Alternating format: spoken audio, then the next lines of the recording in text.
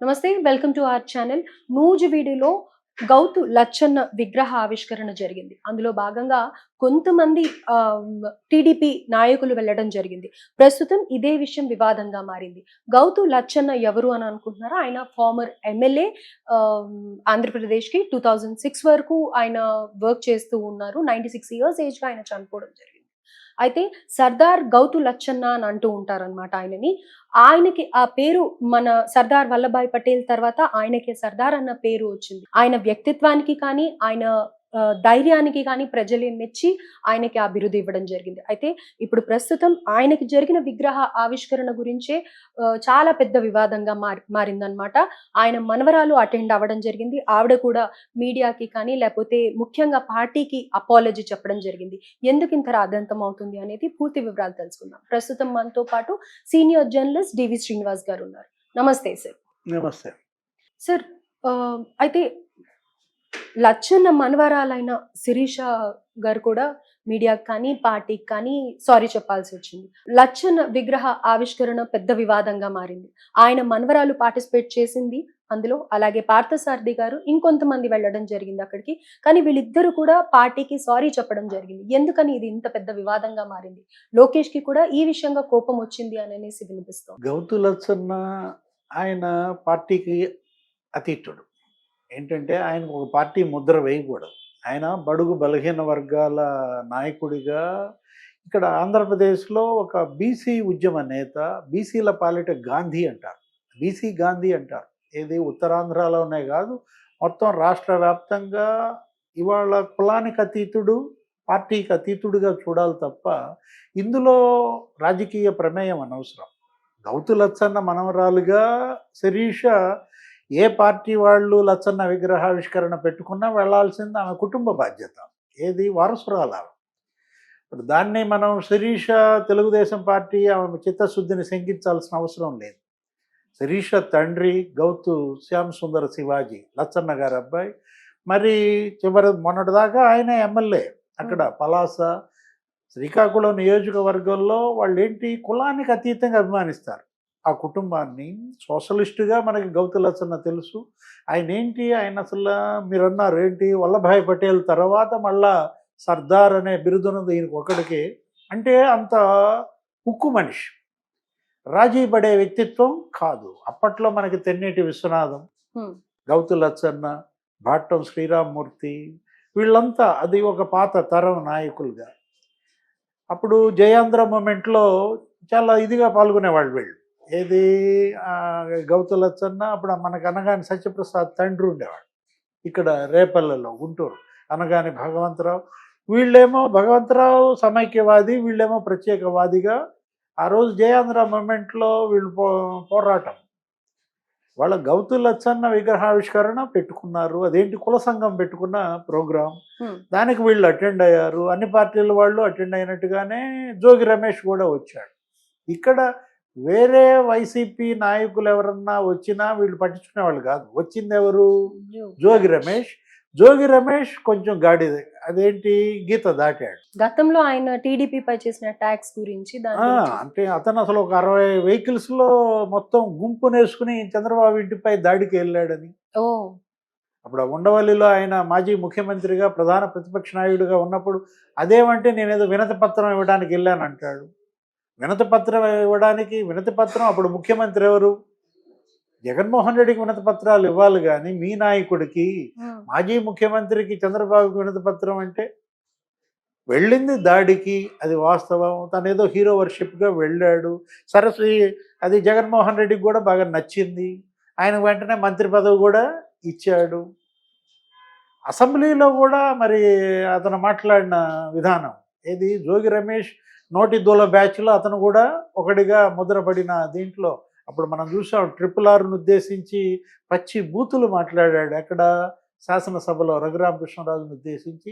కనీసం జగన్మోహన్ రెడ్డి అతన్నేమి వద్దని కానీ అతన్ని ఆటంకపరిచిన ఇది కూడా లేకపోగా ఇంకా నవ్వుకోవడం. దాని ఫలితమే కదా ఇవాళ వైఎస్ఆర్ కాంగ్రెస్ పార్టీ ఘోర పరాజయం. ఎవరైతే వెంకయ్య నాయుడు ఒకటే మాట అన్నాడు, ఏంటి బూతులు మాట్లాడే వాళ్ళకి బూత్లోనే సమాధానం చెప్పారు అని అంటూ అటు కొడాలి నాని, వల్లభనేని వంశీ, రోజా, ఈ జోగి రమేష్ వీళ్ళందరూ కూడా ఇవాళ ఓడిపోయిన పరిస్థితుల్లో ఇప్పుడు ఆయన పైన కేసులు ఉన్నాయి. రఘురామరాజుని కూడా అటాక్ చేశారు అన్న మెయిన్ ఇది ఈయననే తీసుకుంటారు కదా సార్, జోగి రమేష్ ని. ఇంకా అదే కాదు ఏంటి, జోగి రమేష్ పైన అనేక కేసులు పడ్డాయి ఇప్పుడు ఈ 6 నెలల్లోనే. చంద్రబాబు ఇంటిపై దాడి కేసు, దానికి మంగళగిరి పోలీస్ స్టేషన్కి వెళ్తున్నట్టున్నాడు, రోజు అది హాజరవ్వటం మనం చూసాం. గతంలో కూడా పరారవ్వటం, ఆయన కొడుకు మీద ఆయన తమ్ముడు మీద కూడా కేసులు ఉన్నాయి. అగ్రిగోల్డ్ భూములే వాళ్ళు రిజిస్ట్రేషన్ కూడా చేంజ్ చేసుకున్నారు.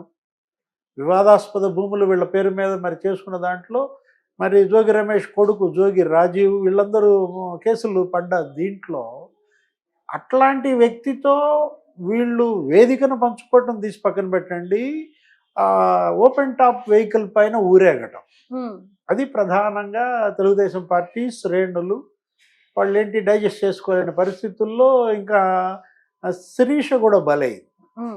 పార్థసారథి గారంటే గతంలో వైసీపీలో ఉన్నారు, ఆయన కాంగ్రెస్ పార్టీలో మంత్రిగా పనిచేశాడు, వైసీపీలో ఉన్నాడు.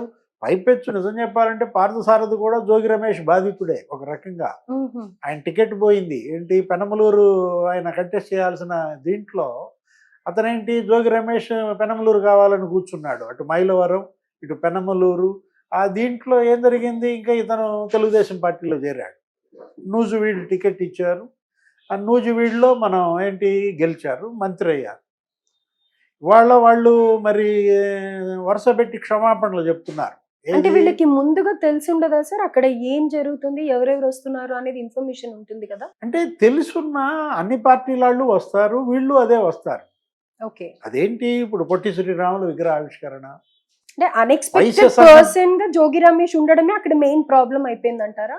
కుల సంఘం సమావేశానికి అన్ని పార్టీల వాళ్ళు రావడం కామన్. పొట్టి శ్రీరాములు విగ్రహావిష్కరణ పెడితే తెలుగుదేశం వైశ్యులు వస్తారు, వైఎస్ఆర్ కాంగ్రెస్ పార్టీ వైశ్యులు వస్తారు, కాంగ్రెస్ పార్టీ వైశ్యులు వస్తారు, అందరూ వచ్చి వైశ్య కులానికి ఆ పార్టీ చేసింది చెప్పుకుంటారు.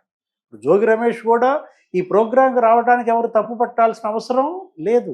కాకపోతే ఏంటి, జోగి రమేష్ ఎక్కిన వెహికల్ వీళ్ళు పంచుకోవడం తప్పు. ఏది తెలుగుదేశం మంత్రి పార్థసారథి కానీ, మరి తెలుగుదేశం ఎమ్మెల్యే గౌతు శిరీష కానీ, టీడీపీ ఎమ్మెల్యేగా మరి చంద్రబాబుని అన్ని మాటలు అన్నటువంటి జోగి రమేష్ ఆ వెహికల్ ఎక్కితే నేను ఎక్కను అని గనక ఆమె అన్న, పార్థసారథి గారు ఓపెన్ టాప్ వెహికల్ మీద ఆయన్ని నిరోధించిన వీళ్ళకి మంచి ఇది వచ్చిండేది, క్రెడిబిలిటీ, కొంత ఇమేజ్ పెరిగేది.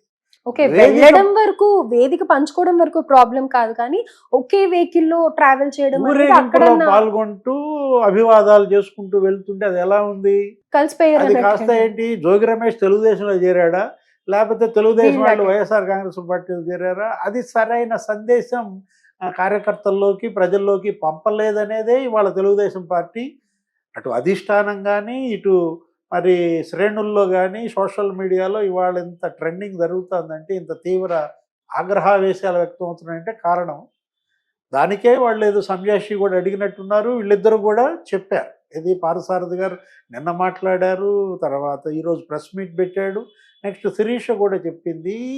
శిరీషని శంకించడం తప్పు. ఎందుకంటే ఇక్కడ శిరీష కొత్తగా తను మరి ఏది తెలుగుదేశం పార్టీ గురించి తను గుండెలు దించుకొని చూపించాల్సిన అవసరం లేదు, ఆమె బాధితురాలు. జగన్మోహన్ రెడ్డి వైఎస్ఆర్ కాంగ్రెస్ పార్టీ బాధితురాలుగా శిరీష్ ఒక పెద్ద ఫైట్ చేసింది అక్కడ. ఎక్కడ, పలాసలో, శ్రీకాకుళంలో సీదిరి అప్పలరాజు ఆ తెలుగుదేశం కార్యకర్తల పైన కేసులు పెట్టించటం, ప్రతి దాని విషయంలోనూ శిరీష ఫైట్ చేయటం, టీడీపీ పట్ల, తెలుగుదేశం సిద్ధాంతం పట్ల, గౌతు కుటుంబానికి కానీ శిరీష, శ్యామ్ సుందర్ శివాజీ గారు వాళ్ళని శంకించకూడదు, అది తప్పు అన్నమాట. సరే, whatever it may be, Lachchanna మనవరాలుగా ఎక్కడ లచ్చన్న విగ్రహావిష్కరణ చేసినా వెళ్ళే బాధ్యత ఆమె పైన ఉంది. దానికి పార్టీతో సంబంధమే లేదు, ఏ పార్టీ వాళ్ళు పిలిచినా వెళ్ళాలి. వంగవీటి రంగా విగ్రహావిష్కరణ, ఇప్పుడు ఇవాళ మరి రాధా అది తెలుగుదేశంలో ఉన్నాడు, వైఎస్ఆర్ కాంగ్రెస్ పార్టీ వాళ్ళు పెట్టారు అది అని వెళ్ళకుండా ఉంటాడా? వెళ్ళాడు కదా. కొడాలి నాని ఉన్నాడు అక్కడ, కొడాలి నాని మరి వంగవీటి రాధా మరి ఆ విగ్రహావిష్కరణలో పాల్గొన్నారు కదా. అప్పుడు లేని వివాదం ఇప్పుడేంటి? ఇదేంటంటే చూసే కళ్ళని బట్టి ఉంటుంది. సరే చిలవల పలవలుగా వీళ్ళు ఇది చేసుకుంటూ వెళ్ళిపోతున్నారు. సోషల్ మీడియా ఇవాళ డిసైడ్ చేస్తోందనమాట. ఒక రకంగా చెప్పాలంటే రాజకీయ పార్టీలని సోషల్ మీడియా డిసైడ్ చేస్తున్నట్టు కనపడుతోంది. శిరీష్ అది దురదృష్టం. ఏంటి తనని ఈ